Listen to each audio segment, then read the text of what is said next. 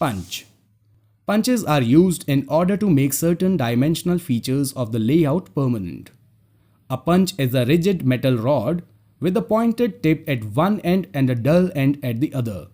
After you are done drawing marking lines on a job by scriber, you need different types of punches to make these markings permanent, because they are the possibility of the lines marked with a scriber getting destroyed. In various industries, they have been using different types of punches in their workshops for a long time. Center punch. In a center punch, the angle of the point is 90 degree and the handling part is knurled. Its length varies from 35 mm to 125 mm and its width is from 4 to 12 mm.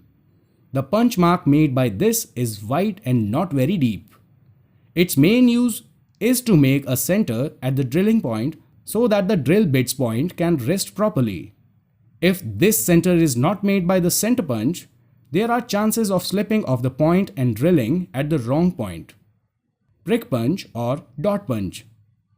In a prick punch, the angle of the point is 30 degree or 60 degree.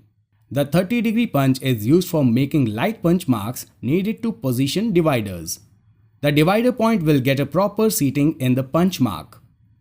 The 60 degree punch is used for marking witness marks and called as dot punch. It is used to make permanent the marking done by scribes so that these lines do not obliterate at the time of work. Basically, its length is from 80 mm to 100 mm and its thickness from 3 mm to 5 mm.